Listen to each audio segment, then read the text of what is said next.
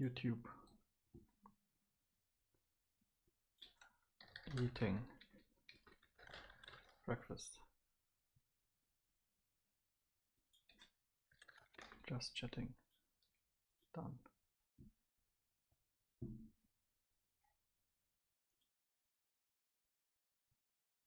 Aha. 3 weeks ago.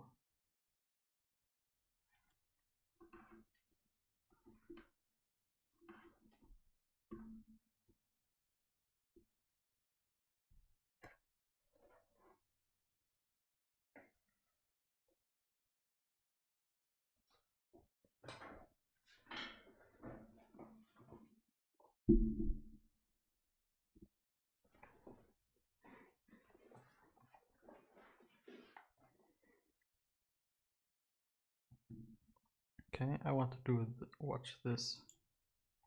April 2021, 97.9 million views. April 2022, 8.5 million views. In the space of only 12 months, Kwebbelkop's viewership has fallen by roughly 90%, and we're going to outline every single mistake made which has brought him to this unfortunate point. Now, to cut Kwebbelkop aka Geordie a little bit of slack, we need to specify that because he's a gaming YouTuber, some of this decline has actually been out of his control. We've explained in past videos that gaming YouTubers often have a very volatile career, as their view count is directly tied to the popularity of whatever game they happen to be playing. We can see this trend when looking at Kwebbelkop's best month ever back in August 2019, when his channel would achieve a monthly viewership of 166 million. At the time, Minecraft was coming back into the mainstream, bolstering Kwebbelkop's content, whilst Fortnite was still in its prime YouTuber phase, giving him countless opportunities for fresh new videos. Since Geordie had no control over the popularity of these games, you might go ahead and call this an element of luck. However, almost everything else which was bringing in these 166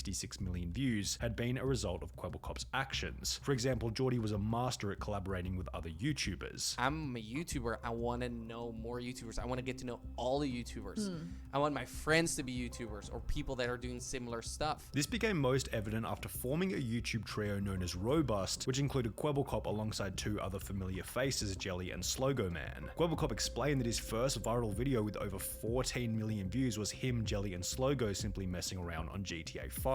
As their relationship strengthened, a video where Kwebbelkop simply met Jelly in real life for the first time gained over 12 million views. The trio were even picked up by PewDiePie's YouTube network Revel Mode, alongside Markiplier and Jacksepticeye, with the subscriber count of Kwebbelkop, Jelly and Slogo being the best piece of evidence for the success they'd find as a trio. In addition to forming the Robust group, Geordie began dating fellow YouTuber Azzyland in 2016, with Azzy herself having a multi-million subscriber count at the time, meaning that they could collaborate on various different videos, providing further growth for each creator. Yet the overwhelming driver behind Kwebbelkop's extreme viewership was without a doubt his laser focus on the content in combination with an unwavering work ethic. After beginning his channel, Geordie made a commitment to upload one video every single day, which he would continue for a period of over 9 years. 27th of August 2012, I said to myself, I'm never gonna miss a day of uploading, no matter what happens, and every day I'm gonna make a video that's better than the one before. Additionally, all of his energy was being focused on one channel only, ensuring that the one daily video was always of the highest quality. Every day I worked on it, every day I studied it, I watched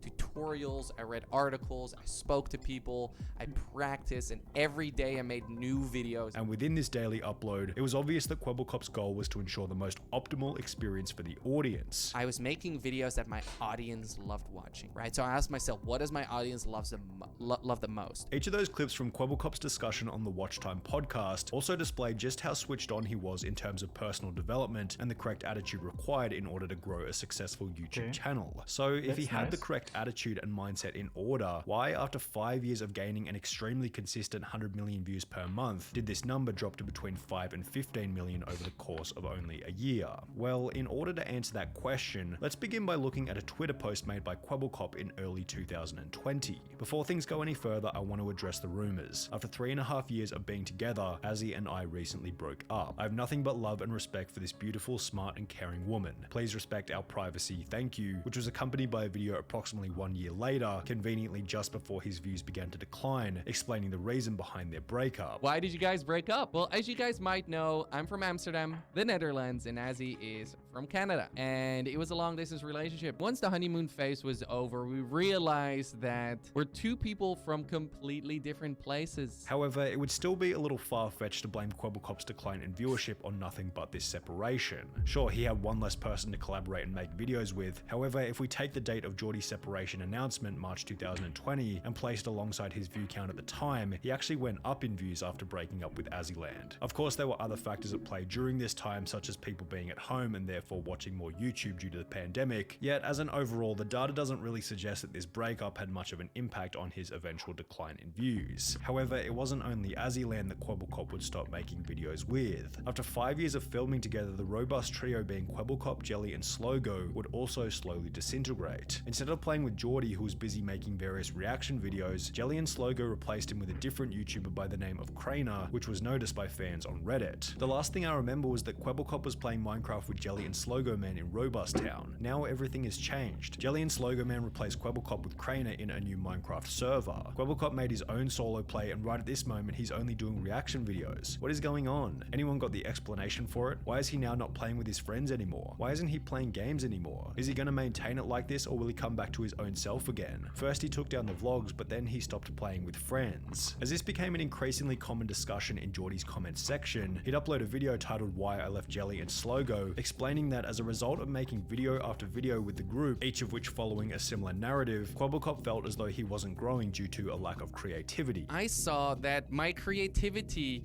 was running out. I was just doing things with the group. I was going into that direction. I realized that I stopped growing as a person and that I just stagnated in life and I was just doing the same thing. Geordie also explained that at around the same point in time, he'd become depressed, which made him feel as though he was holding the group back. I ended up getting a depression, which I've never, ever said anywhere publicly, but it was also holding them back because I couldn't give them the energy that they needed to make these videos good. And as a result, he began to participate in fewer and fewer recordings. It wasn't a clear-cut, bye guys, see you tomorrow, and instead it was me joining less and fewer recordings. From this point onwards, Kwebbelkop was no longer making videos with the group, which had helped him to become so successful in the first place. He then began to collaborate with a new YouTuber going by the name of Tiger, yet this would also end in another bit of drama. Me and Kwebbelkop got into a fight, and after this fight I was pretty much left with nothing. Kwebbelkop found Tiger But that whole depression thing, I think it's like, it's not his fault. In my opinion.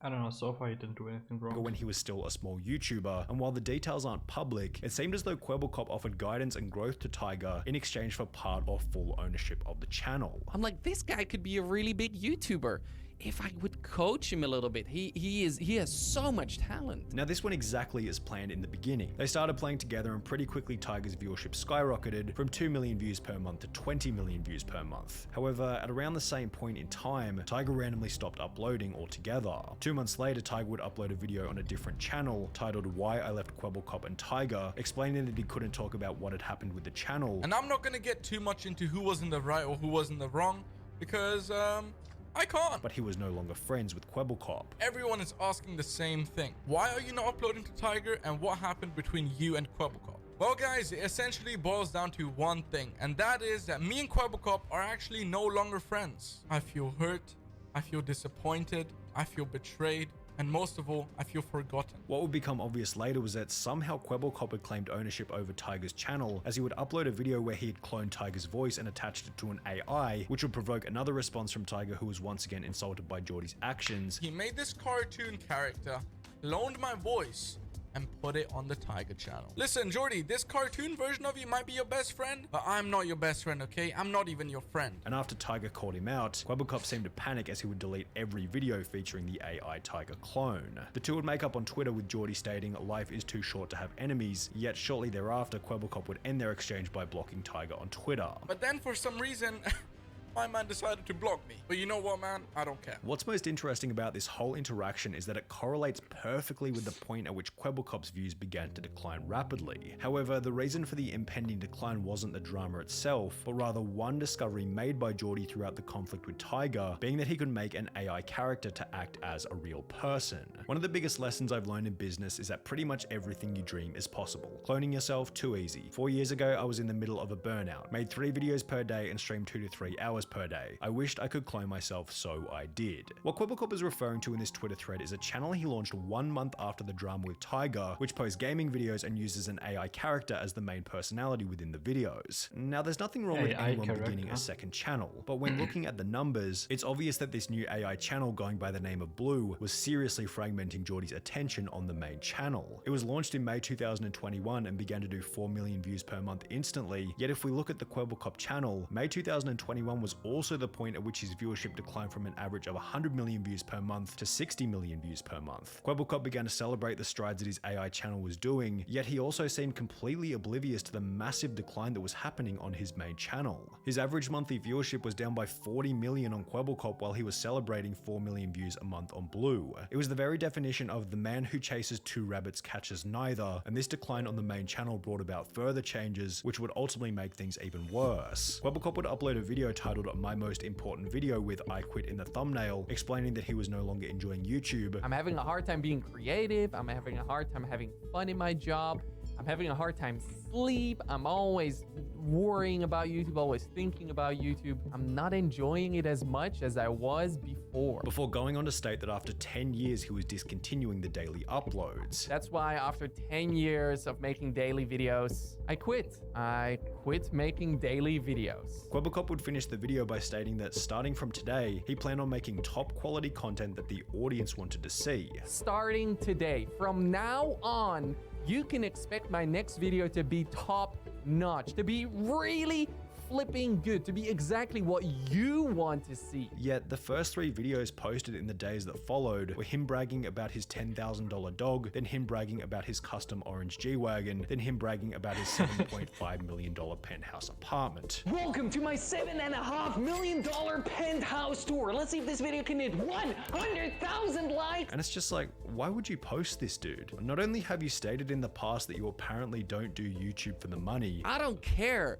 about making an extra buck on YouTube. I don't care about the money. I really genuinely do not do YouTube for the money. but do you really think the audience wants to open up the YouTube app and instantly see something that makes them feel inferior to you? Do you think new viewers on your channel want to open up the video section and see one video saying I quit followed by 3 videos talking about how rich you are? You think it's just a Yes. coincidence that David Dobrik got cancelled in the same month that he posted his brand new multi-million-dollar house to YouTube? When you invite envy into the life of others, you pay for it in ways which you will not expect. The 3 videos felt like nothing more than a validation-seeking exercise which came off as quite insecure. A 2008 study by the Journal of Consumer Research stated that when people feel powerless and out of control, they feel an increased desire to purchase items which convey high status. Further, this increased attraction to high status products stems from a specific inclination to re-establish power, which might explain Kwebbelkop's motive to upload these off-brand videos. Maybe deep down he felt as though he had lost his position of influence, which was certainly plausible because at the time of uploading the videos, his monthly viewership had declined by over 85% from its peak. Additionally, his house tour might have been evidence that Kwebbelkop had fallen into the classic trap of becoming distracted from the channel by the items he was able to purchase as a result of the channel in the first place. This theory could be supported by the fact that after uploading his house tour to YouTube and announcing that he no longer planned on uploading daily, the videos slowed dramatically. He went from 1 video per day to only 2 videos in both March and April of 2022, doing further damage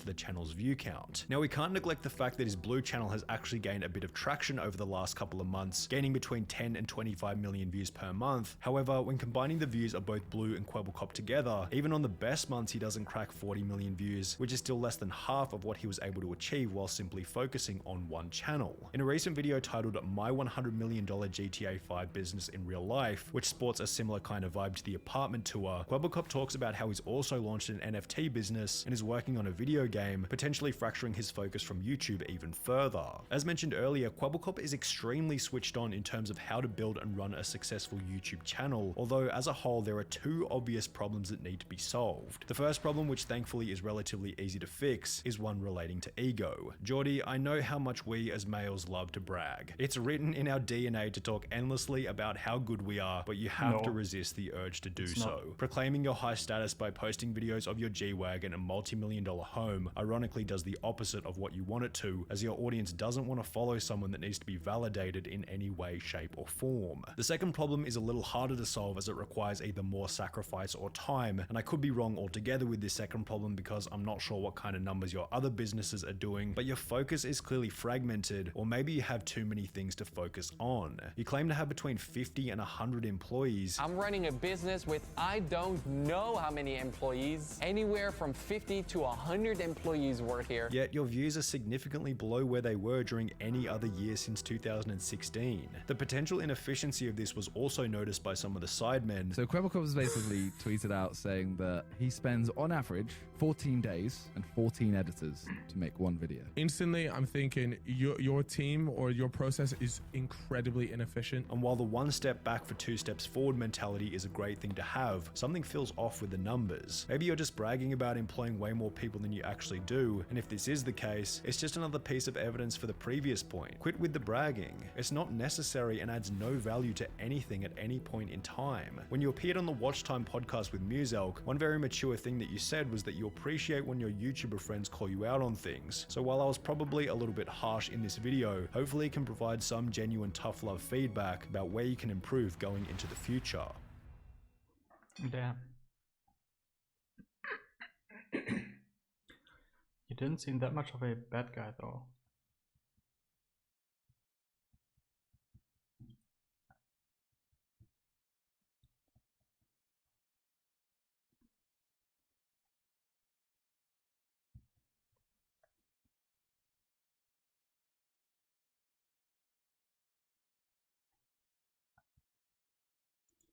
What new views does he have?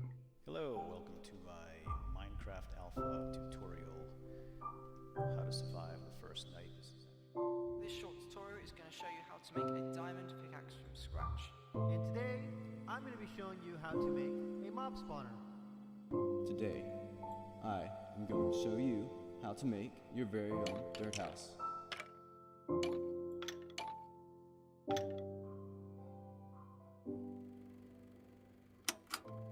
This cave, this music.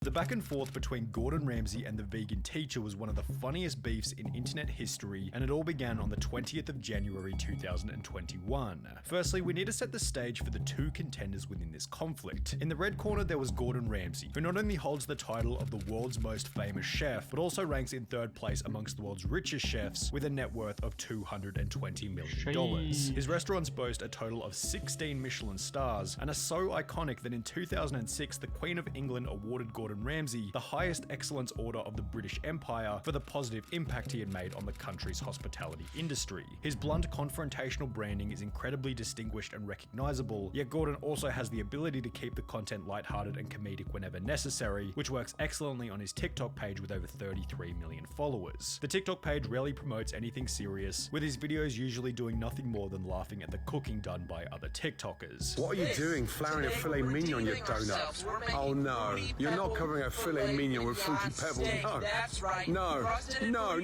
come on, dude. I'm gonna kick your butt. Take it out. Take it out? Yeah, throw it in the trash. Oh, no. Pebble filet mignon Look at it. steak. It's Cut it white in the open. middle. It's Boom. overcooked. Perfect medium Perfect rare. medium rare. Don't Spectre. forget to What's top that? That marshmallow Marshmallow. sauce, baby.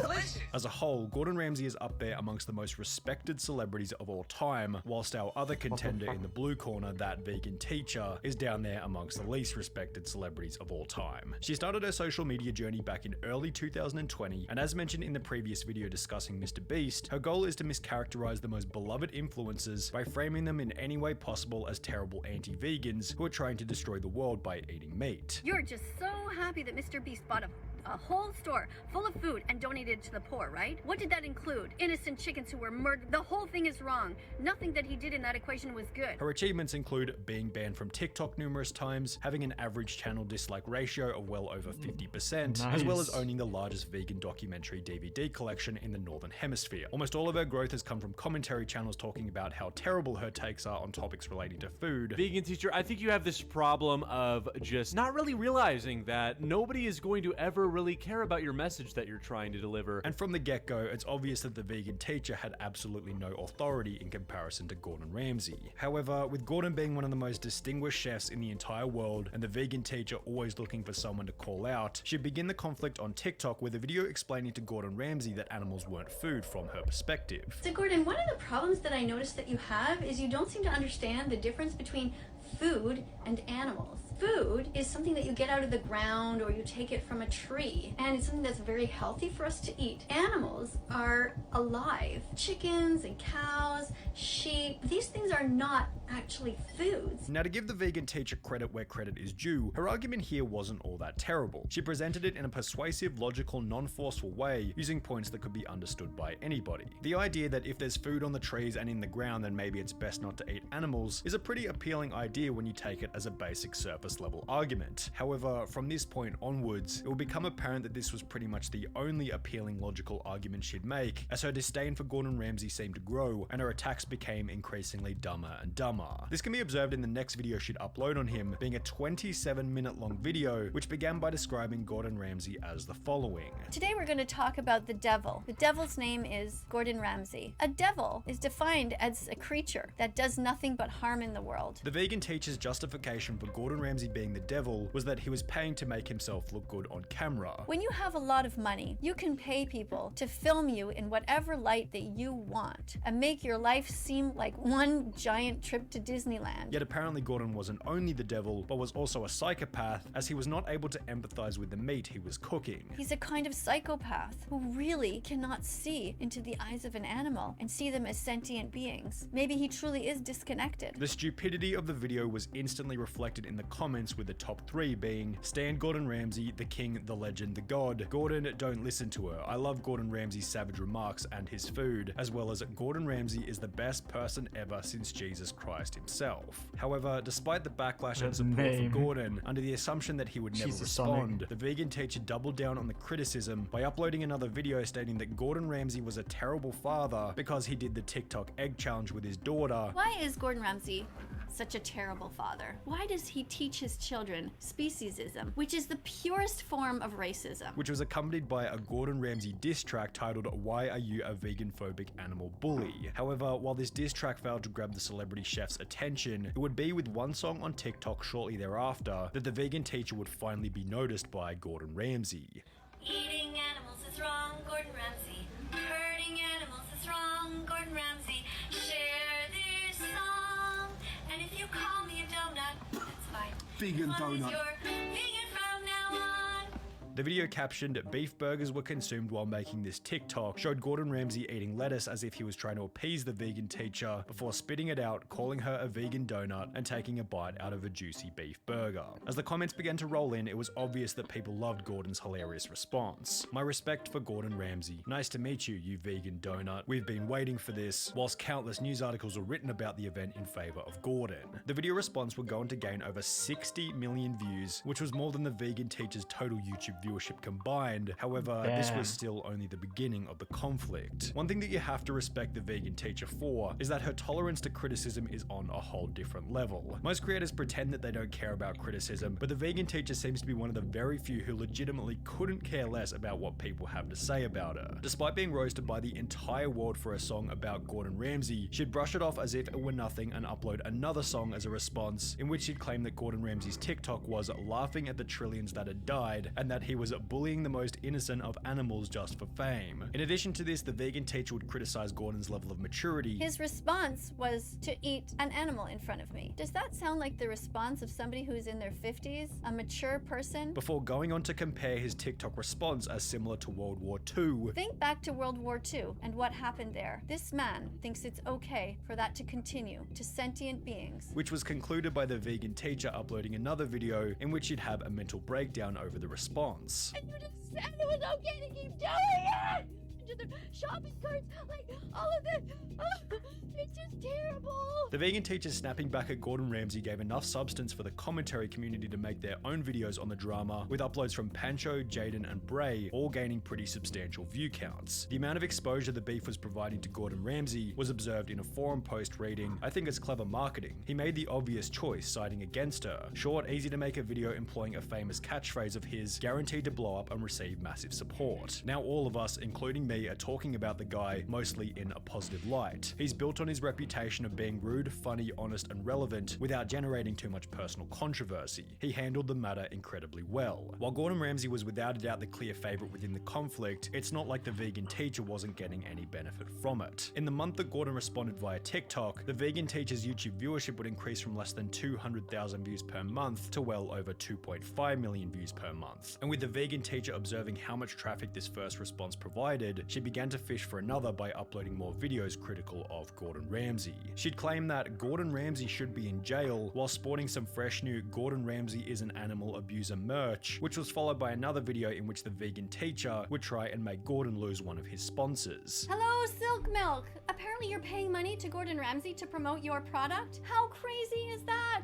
Don't be doing that. He doesn't care about your milk. He's not even vegan. Why would you want him to promote this wonderful product that I drink myself every day? Now I'm sure Gordon Ramsay could have yet again annihilated the vegan teacher by mocking her outlook on life in another TikTok, yet his next response was actually a little more elegant and wholesome. As a result of his first response to the vegan teacher, countless farmers created their own TikToks thanking Gordon Ramsay for sticking up for the meat industry, stating that people similar to the vegan teacher had interrupted their daily life and even sent them death threats as a result of being farmers. Gordon would take a bunch of these clips before compiling and uploading them as a compilation video with a caption reading, "Always standing behind farmers, grateful for the work they do and passion they have on a daily basis, hashtag every chef needs a farmer." This video would once again go viral, amassing 30 million views, with almost every single comment stating something positive, yet this only seemed to give the vegan teacher another opportunity to respond. She'd upload a new video titled "Gordon Ramsay, Stop Encouraging People to Steal," in which she addressed the second response.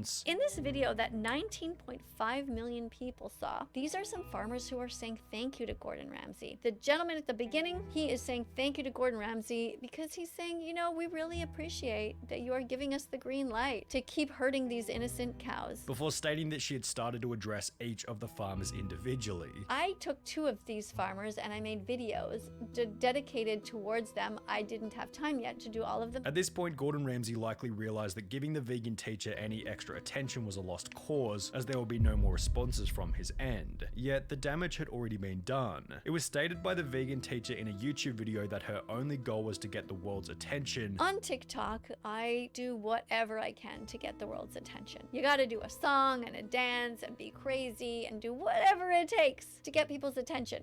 And then when the attention is there, then you maybe have the chance to get them a little tiny bit interested in what you're saying of that substance. And this is exactly what she managed to do. The vegan teacher achieved a certain level of notoriety and became widely talked about, largely due to a video mentioning Ramsay. Gordon got 90 million views out of it, the vegan teacher got an online career out of it, so maybe it was simply a win-win for both individuals. No, that's just ass. It's just stuff like that. Oh, I hate stuff like that. Bro, I'm dying.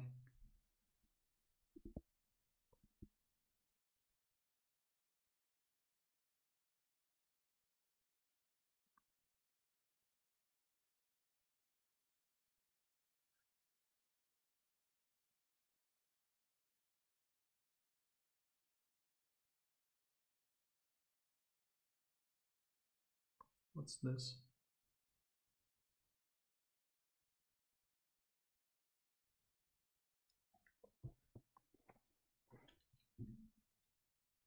I can disable this.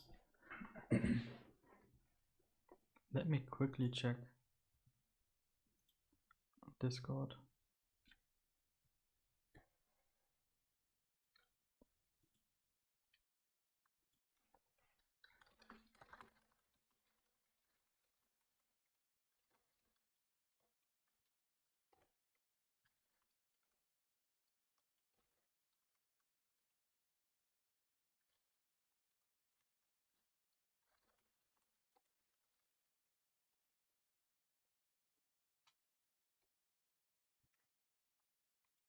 Oh, Abyss is streaming.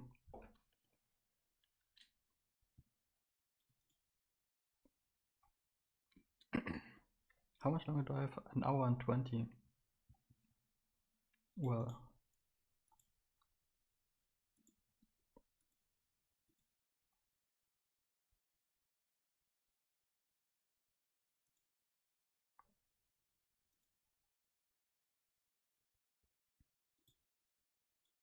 Wait, what do I even do for the last hour?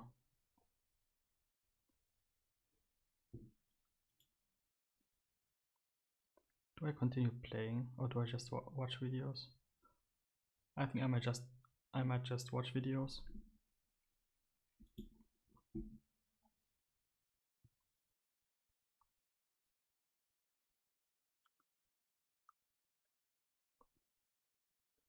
Oh.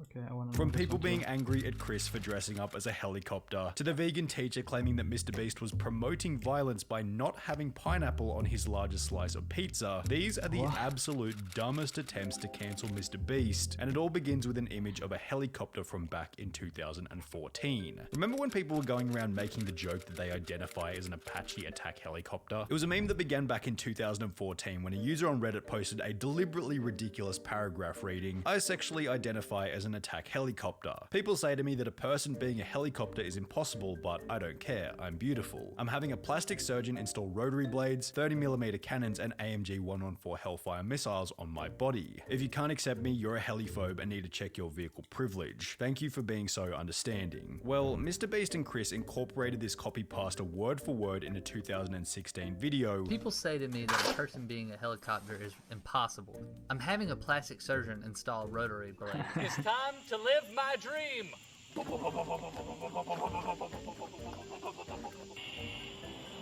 just staring at me. Hey girl, you want some attack helicopter? I was actually born a tank, but sadly it wasn't one of our 52 genders. And if we take the joke and rank it on a scale from 1 to 10, with 1 being least offensive and 10 being most offensive, it probably wouldn't even hit 1 on the scale because the only thing at the brunt of the joke is a flying metal vehicle. Yet, because they were making a joke about identifying as something other than their normal selves, some of Twitter's finest would call the video out over 4 years after it was originally posted. MrBeast exposed for what some fans have called a transphobic video. In a now deleted 2016 video, MrBeast says, "I was born a tank, but sadly it wasn't one of our 52 genders." The claim that this was distasteful was clearly ridiculous, and the comments supported such. Where's the transphobia? In their imaginations. I didn't know about the discrimination attack helicopters face till now. Chill, the video was obviously a meme. Don't try to cancel one of the best people on the planet because they made a video about being an attack helicopter. Literally so many people would be cancelled for nothing. What was even funnier was that the people who were supposed to be offended by the video weren't even offended by it. Yo, meme. Oh, you changed your name. Meme Perfecto. What did you miss? Boy, you missed some art, some Phasmophobia, which made me lose all my brain cells, some Escape Room, which made me regain a few brain cells, some Scorchbringer, which was really nice, then also a few videos, this and that. Jill, we had a Jill face reveal, which is insane. But that's about it.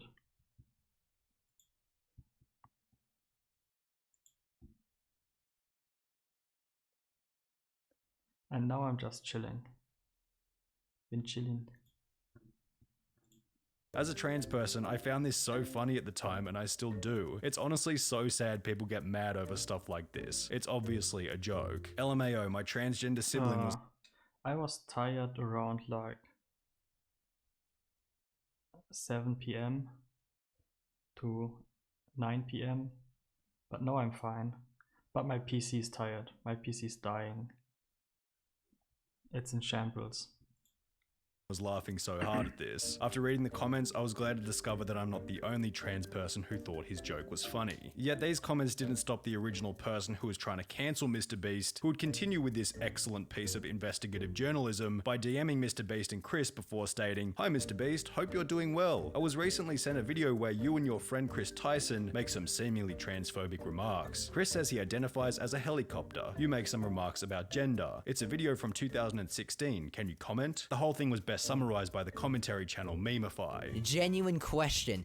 How are you this sensitive to humor? Even just a joke about attack helicopters offends them this badly. And while this cancellation attempt was extremely petty, it was nothing compared to another which would happen at a later date. This new one being so dumb that even PewDiePie jumped in to defend MrBeast. It began in November 2021 after the incredibly popular Squid Game video was posted, and MrBeast revealed that the entire production had cost upwards of $3.5 million, which included a prize of $456,000 for the winner of the video. Now this meant that the format wasn't much different to any of his other challenge style videos. He puts up a bunch of money in the beginning, various people compete for it, and whoever wins is rewarded with a pretty hefty payday. However, for some reason in the case of Squid Game, the success of the video seemed to trigger the response that the money should have instead been donated to charity. I'm sure that money couldn't possibly have benefited anyone else. Imagine using this money to actually help those who need that, not for fun. You could have just donated the $1.5 million. Now this argument makes a lot of sense as an extremely basic surface level idea. However, when you factor in a little thing known as reality, it crumbles pretty damn quickly. Firstly, it's infuriating because it can be applied to any amount of money. Oh, you got ice cream on the weekend and got 2 scoops? Why didn't you get 1 scoop and donate the rest to charity? Oh, you bought a new car? Why didn't you buy a second-hand car and donate the rest to charity? The fact that it's valid in all situations with any amount of money makes it a never-ending loop of why didn't you just spend less and donate the rest to charity? And to say that it's different in MrBeast's case just because it's a larger sum of money shows immaturity and that the people making these claims haven't thought through the problem in its entirety. The claim also displays an embarrassing level of ignorance about MrBeast's long-term vision, as it fails to take into account that the money invested in the Squid Game video will go on to earn more money, which over the long run will more than likely end up in the hands of the quote-unquote less fortunate. In the month that the Squid Game video was posted, MrBeast gained close to 10 million subscribers, and with MrBeast's main message being one of helping others, how can we be so sure that those inspired by his message wouldn't donate more than $3.5 million to charity themselves over the long run? So sure, he could take the whole $3.5 million and dump it into a charity, but at the end of the day, it's simply a poor short-term strategy. The other problem with these people putting pressure on MrBeast to give money to charity is that they probably don't even donate money themselves. Getting to the point where you're comfortable giving money away requires an unbelievable amount of personal development. That's why it's a respectable thing to do, and the people who have reached this point of being charitable are not the same people who spend their life on Twitter calling out MrBeast for being a bad person. Thankfully, almost everyone echoed this sentiment. He gives a lot of money away, and through this method he can generate future revenue to help more people. I think he's done a hell of a lot more for the people than you have. Grow up. Look at his channel and tell me he doesn't help people. Grow up. Let this man spend his money however he pleases. The cancellation attempt was so pathetic that even PewDiePie uploaded a stream highlight in defense of MrBeast. People were like, oh, you spent all this money like doing this when you could have just like fed the hungry or some shit like that. He spent $2 million building Squid Game, and people are like, well, he's not doing enough. This is the problem with Twitter. Like, people shouldn't have opinions. Yet neither PewDiePie or MrBeast was safe from the next person who would attempt the most brain-dead cancellation attempt of the all, that vegan teacher. It began on the 2nd of August 2021 when out of the blue, that vegan teacher would upload a new video titled, "MrBeast, no amount you give to charity can undo the damage you are causing by promoting eating meat." Now we need to preface this section by explaining that being provocative is the vegan teacher's main method of growth. Her formula is simple. She picks a beloved influencer such as Gordon Ramsay, PewDiePie, or Darman, then goes out of her way to frame them as anti-vegan in any way possible. This in turn gives the commentary community a reason to talk about her, providing her with growth through controversy, in a similar way to Jellybean or Wings of Redemption, and with this in mind, it's hardly surprising that the vegan teacher would eventually come for MrBeast. She'd begin by reviewing his I ate a $70,000 golden pizza video by stating that there are millions of children starving around the globe, and that instead of buying an expensive pizza, the $70,000 would have been better spent solving world hunger. But before we watch him eat a $70,000 pizza, let's look into the eyes of this child. There are millions of children around the world who are starving to death.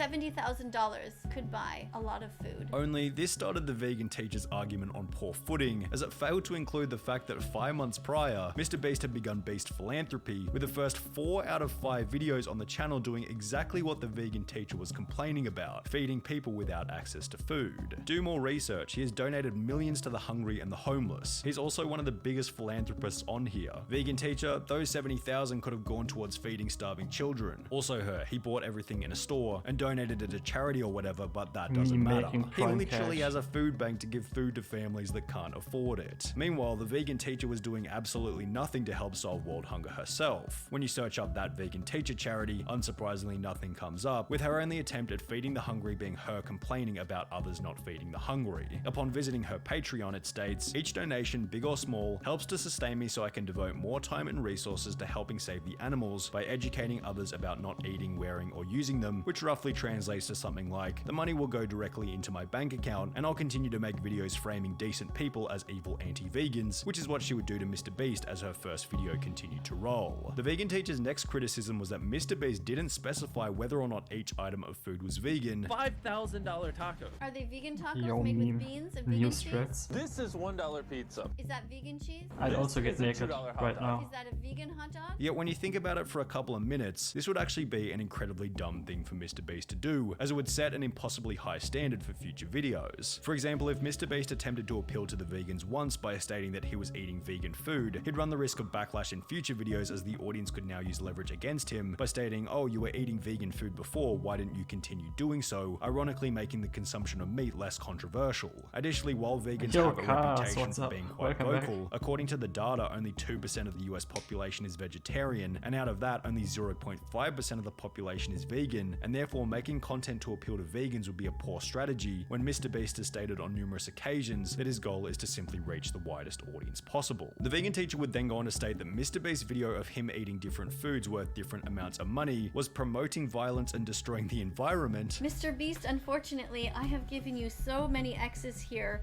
for promoting the violence, for not talking about the environment. Before going on to state that he needed to become a vegan animal rights activist in order to undo the non-existent damage. You need to go back and undo the damage that you've done. The first thing that you can do, MrBeast, number 1, is become vegan. Number 2, become an animal rights activist for the rest of your life. Tell people that the videos that you've done in the past, including this one, that you're ashamed of, and that you wish you had never done them. Which was concluded by the vegan teacher demanding MrBeast apologize in her comment section. MrBeast knows about my channel here. Make sure that he subscribes, that he joins me in the comment section to tell me that he's going to change. Unsurprisingly, the vegan teacher never got the apology. However, one thing she did receive on the video was an impressive dislike ratio of 96.4%, alongside comments such as, "He literally spends most of his money saving the world and helping others. The amount of money he donated to people in need and to plant trees is more than you can make in 100 years. Beast is a legend, he doesn't deserve this." However, with the vegan teacher's video receiving more views than any of her other uploads, only 6 days later she'd post another video attempting to cancel MrBeast, this time titled @MrBeast Stop Paying for Animal Abuse, in which she'd go on to call MrBeast out for not specifying whether or not the base of the ice cream they were eating was vegan. But what is the base made out of? Is the base made out of something vegan? I don't know what you're eating. It's some sort of cake, but you didn't. So I'm gonna put another X because you're not saying specifically that it's vegan. 2 weeks after this statement, the vegan teacher would upload a third video in which she'd state that MrBeast was again promoting violence, this time by not having fruit and vegetables on his pizza in the "I ate the world's largest slice of pizza" video. Where is the pineapple? X. What on earth? What is this pizza? There's not one single vegetable on there? Where are the mushrooms? Where's the spinach? Where's the broccoli? What else have you got on there? You have no green peppers? No hot peppers? That's not food? What is that? Is there even sauce on there? Is there even tomato sauce? X. This was best summarized by a comment reading, "Someone needs to explain to the vegan teacher that putting vegetables on something doesn't make it vegan." However, this was still nothing compared to that vegan teacher's most outrageous comment of all 3 videos. She'd state that because MrBeast had a professional hot dog eater in his video, this was promoting the food poutine. Poutine has cheese in it, cheese comes from milk, and milk is taken from cows, and therefore MrBeast is promoting the act of stealing. Why are you promoting people that eat large amounts of food? And not only does he hold the world record for hot dogs eaten, but he has so many. Did you even say vegan hot dog at all? What else do you got here? Poutine with cheese on it? Cheese comes from milk, which is stolen from mothers after their babies were taken from them. Do you think that kidnapping is okay, Mr. Beast? Kidnapping babies and stealing from them? Do you think that stealing is okay? Apparently you do. Unsurprisingly, all three of the vegan teachers' attempts to cancel Mr. Beast failed miserably, as did the two we discussed earlier. In fact, there really hasn't been a single bit of Mr. Beast drama that's had the slightest effect on his reputation. His bulletproof public image and masterful management of controversy turn every cancellation attempt into water off a duck's back.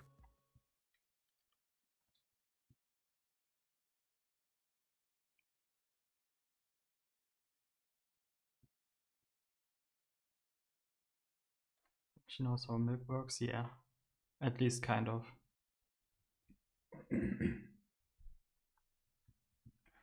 Not completely, but at least kind of.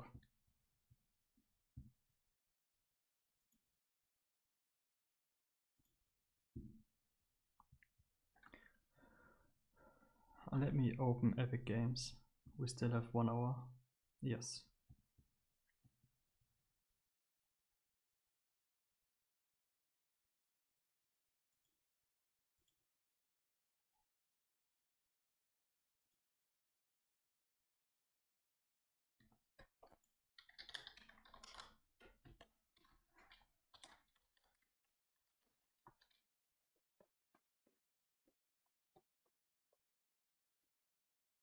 Yeah.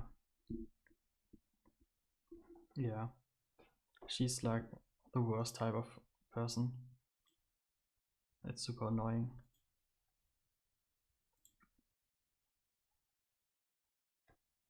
That vegan teacher is just absolute dog shit.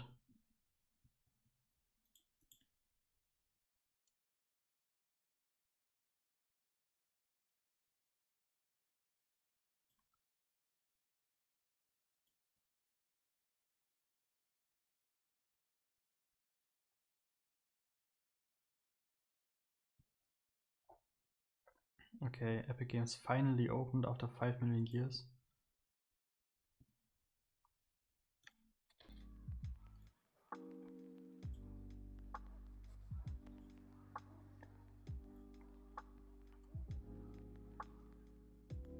Epic Games is so slow, it's so annoying.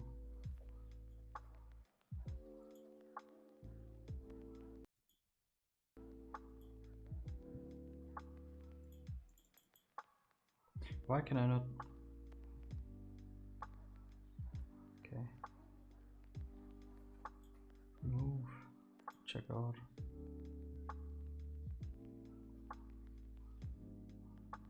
Place order, agree. Capture. Capture. Please click each image containing a plant hanging from the ceiling.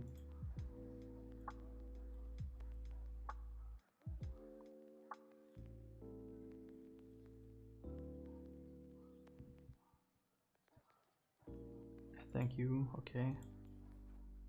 No. Fall Guys updating, oh no.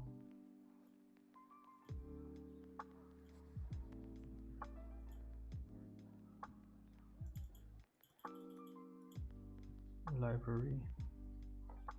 Why is Fall Guys updating? Why the fuck?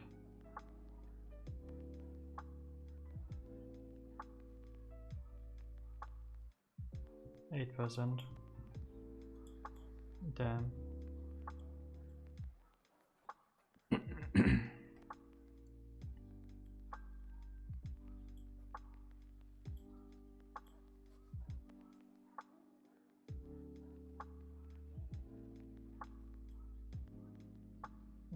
%. Yo, that takes ages. Why is it so slow? How big is the update?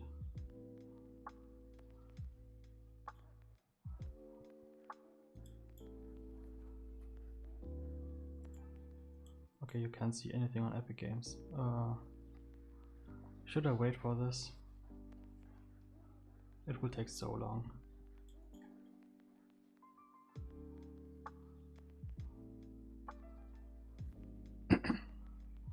Yo, meme. Congratulations on being the very first. You are so quick, damn.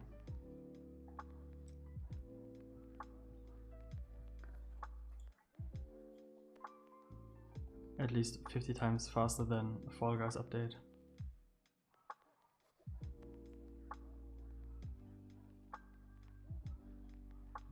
What games do I have installed? Barony, Celeste, Trackmania. I bet Trackmania also needs to update. It's just not showing.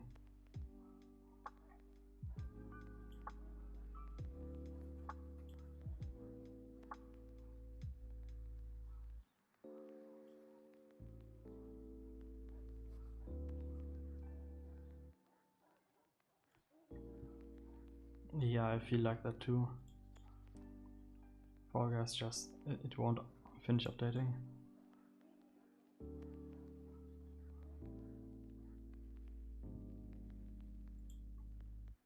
What's, oh, that's achievements.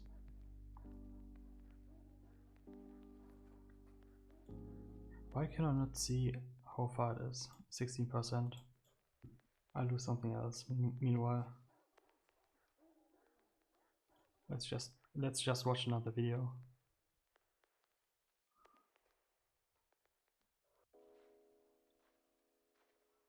We know this guy. I know that video already. The back and forth between Hello, welcome to my Minecraft Gonna watch Alpha this. tutorial. Diamond Today, this cave, this music, this artwork, this biome, perhaps even this house, takes each and every one of us back to a certain chapter in our past life. A period specifically unique to only our own memory, that is now simply a representation of a chapter to which we will never return. It's bizarre, isn't it? We seem to place a higher value on what happened in our past, as if the game we were playing in 2010 was significantly better than that same game in 2020, despite the fact that on paper, the game has improved significantly since. We try to justify and pretend that the early 2010s was better than 2020 by stating that we preferred the old texture packs, or we preferred when there were less mobs in the game, or possibly even everyone's favourite excuse of the game was more simplistic back then. However, the reality of why many of us feel as though Minecraft was so much better in the early 2010s was nothing besides that dirty little liar by the name Minecraft of now doesn't nostalgia, look like insisting back that then. things were way True. better than they seemed at the time. But the most important question might be, why do we feel so much nostalgia for Minecraft? And why is it that there are elements of the early 2010s to which we just unconsciously ignore as if they were nothing but a simple ant walking on the pavement, while there are other aspects of the early 2010s such as Minecraft where we have an almost deeply emotional reaction when reminiscing on the topic? Well, to pour the slab, to set the table, to establish a foundation for what is to be covered in this video, we first have to ask, what is nostalgia? Well, these days in popular culture, nostalgia references that bittersweet feeling you get when thinking about the good old days, or earlier parts of your life. However, this definition wasn't always concrete. When the word was first derived, it was actually a medical condition. Nostalgia, that feeling of wanting to be back in the Unlucky, past, bro. a medical condition? Well, let me explain. The word was coined as a description for soldiers in the 1600s who had homesickness to such a level that they would receive stomach pains, high fever, fainting, and sometimes even death, all from this longing and desire to leave wartime and be back at home with their family. So in the beginning, nostalgia was far from a positive, an almost debilitating mental homesickness disease that you wouldn't wish on your worst enemy. However, as wars were fought and won, as nations rose and fell, as the natural death and rebirth of nature evolved the biological experiment known as man, the definition of nostalgia began to change. Rather than the original definition of wanting to be back home while at war, nostalgia seemed to bizarrely take on the definition of wanting to be back in the past. Only 90s kids will remember these advertisements. 2000s kids, my childhood. 2010s nostalgia that will make you cry. Products, services, videos, all exploiting that natural desire to be your younger self once again. And if you look very closely at the thumbnail on this video, it's obvious that one of the prime suspects in 2010 nostalgia is Minecraft. But why?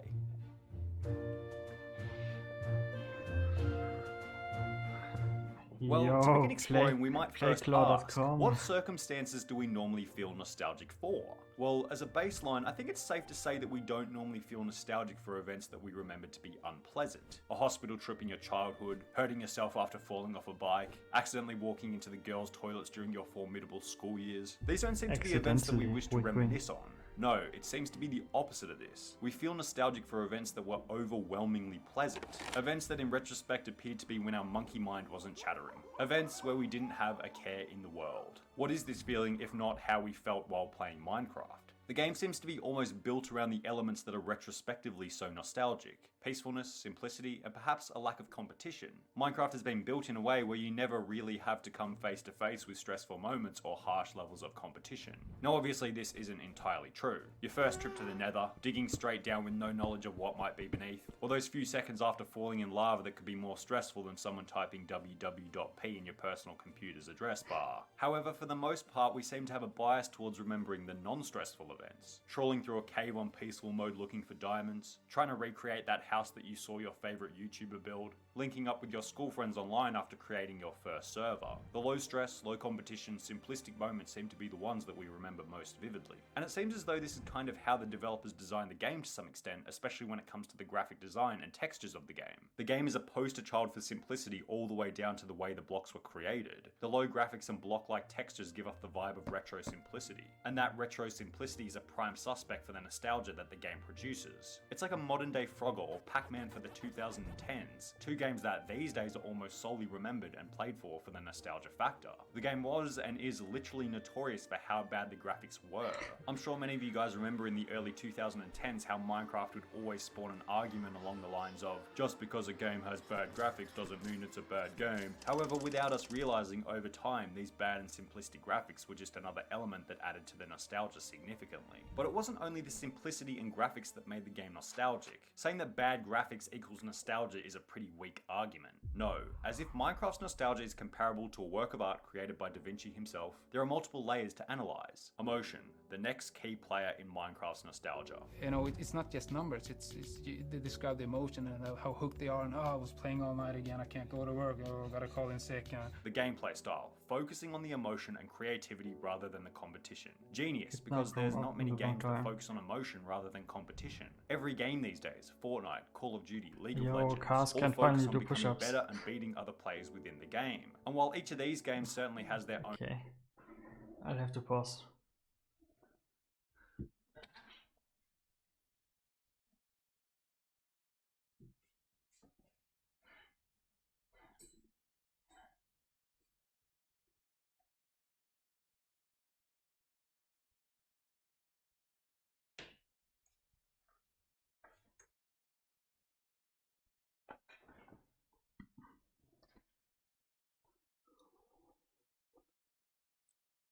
Okay, done. Easy peasy.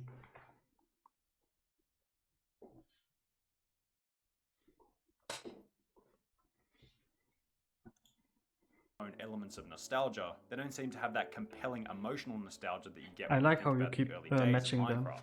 Increased emotion alongside decreased competition seems to be a recipe for a nostalgic memory of the game in question. But the real question might be, where does this emotion come from? What are the elements of emotion within Minecraft? Sure, it's easy to say that Minecraft becomes nostalgic owing to the emotion it produces, but that's very broad. Can we think a little bit more specifically? Let's think about smell, one of the senses that can produce an overwhelming sense of nostalgia should you get a whiff of a scent that reminds you of your younger years. An old deodorant that you used when you were Minecraft younger, smell. those plastic Christmas tree leaves teleporting you back to your younger self, staying up for the formalities of Christmas morning. The smell of sunscreen, even in the coldest of winters, preparing our mind as someone ready to jump in the deep end of a swimming pool. Certain senses produce varying levels of nostalgia, and while there were certainly some nasty smells coming out of my 14-year-old room Is it after a that easy? 6-hour gaming session You back in lose 1K 2012, Minecraft itself obviously doesn't have all that much of a smell. It's a video Oh, game, no. and a video game can't trigger your sense Are of you smell, but what it nostalgic? can Me? do is trigger your hearing with sounds, and specifically music. The Minecraft soundtrack is one of, if not the most memorable game soundtracks of all time. 1 Why? hour Well, it was. provides everything that we discussed in the previous paragraph about the elements that seem to trigger nostalgia. Peace of mind, that flow state, simplicity, and specifically an overwhelming provision of emotion. Minecraft's soundtrack was created by Daniel Rosenfeld, or C418, and took a very different approach comparative to many other games at the time. Considering Minecraft is an open world adventure game, you might expect some kind of adventurous music similar to maybe Borderlands or Skyrim. However, due to the game's weak Java engine back in 2011, C418 had to make the music as simple as possible, producing the basic soundtrack somewhat representative of impressionistic classical music back in the 1800s, a music type that focuses on mood and atmosphere. And the mood that the Minecraft soundtrack produces is this feeling of bittersweet, like the music is happy but also kind of sad at the same time. And I don't want to sound too much like an 8th grade English teacher here, but this feeling of bittersweet seems to be a representation of the feeling that many of us have for the nostalgia of Minecraft. Bittersweet, we're both kind of happy that it happened while simultaneously sad that it's over, and the music seems to represent this perfectly. When we hear the music now, it seems to connect us back up with the innocence of our younger years, and that's kind of exactly what nostalgia is, the innocence of adolescence, or probably more accurately, the perceived simplicity of earlier life. Then let's take everything we've discussed so far, the calm, carefree, competition-free gameplay as well as the emotional, atmospheric music, and combine it with one final element, the age in which we all played Minecraft upon its early release. Now, in this video so far, I've tried to ignore anything to do with the scientific side of nostalgia, because I basically have as much science knowledge as a chimpanzee wearing a lab coat. However, there's one element I stumbled across which I really couldn't leave out. So I'm going to go ahead and give you my extremely uninformed opinion on a scientific phenomena that, yes, I only just kind of learnt myself, yeah. The lifespan retrieval curve. A graph that shows when the most memories are encoded in our brains based Let's on see our if I age. still The graph exist in shows that the first memories that 2 we begin months. to become nostalgic for start at around age 10 and increase as time progresses. So ask yourself, what would you say is the target age for Minecraft? Or perhaps you might ask yourself, at what age did you start playing Minecraft? Something like 10 years old onwards possibly? Is it possible that Minecraft just so happened to be there for many of us at a time in our life when we were most susceptible to memories that would eventually turn into nostalgia? It makes sense, really. For every period in our life we seem to be nostalgic for one thing or another. And in your early to late teens, what was there to be nostalgic for besides maybe school? An event which many of us didn't even feel nostalgia for. We could also link this theory up with the fact that our earlier memories seem to be the memories that we feel more nostalgic for. Now this is a theory that once again has absolutely no scientific evidence behind it, and would be completely different from person to person based on their own situation. But for many of us watching, you could argue that you seem to be much more nostalgic for the events that happened 8 years ago as opposed to the events that happened 6 months ago. Perhaps it's because as time progresses you have more time to dwell on how good that initial event What a was. And logic. after 8 years of occasionally thinking about it, you come to the conclusion that, hey, that was actually a pretty good point in my life. And whether or not this nostalgia was intentional, it's now been proven to be an extremely vital element of Minecraft's business model, causing players to constantly revisit the game over the years to get that sweet release of their childhood. And it's well and truly spread out into different areas such as YouTube and Twitch, with YouTubers and streamers alike gaining massive views by revisiting the game after many years of not playing. And with one individual, the element of nostalgia quite literally re-exploded the game into the mainstream. PewDiePie posted the video Minecraft Part 1 in June 2019, with the initial idea being that PewDiePie would simply play the game for the nostalgia just to see what had changed. I have not played Minecraft properly in ever. I think a lot of it has changed. I'm not sure. After all these years, I'm back in Minecraft. Well, it seems as though the audience wanted to get a hit of this PewDiePie playing Minecraft nostalgia as well, as the video gained a whopping 45 million views. Then, if you look at the Google Trends graph for Minecraft, this video posted by PewDiePie quite literally caused a resurge in the popularity of the game, and it became mainstream on YouTube once again. Since this period, mid-2019, about a year and a half ago, many other huge YouTubers such as MrBeast Gaming and Dream have utilised the popularity to gain massive views and grow their audience. And how can we be so sure that this growth would be possible if PewDiePie didn't revisit the game for the element of nostalgia in mid-2019?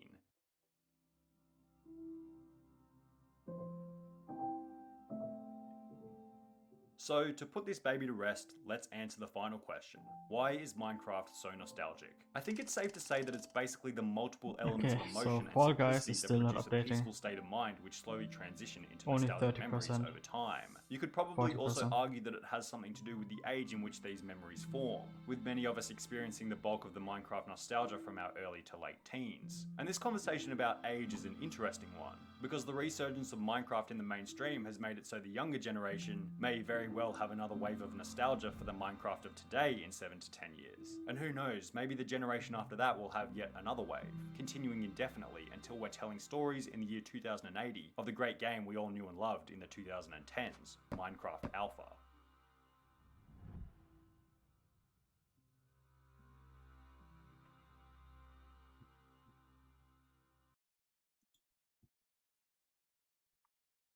Okay, what now? Fall Guys doesn't seem like it wants to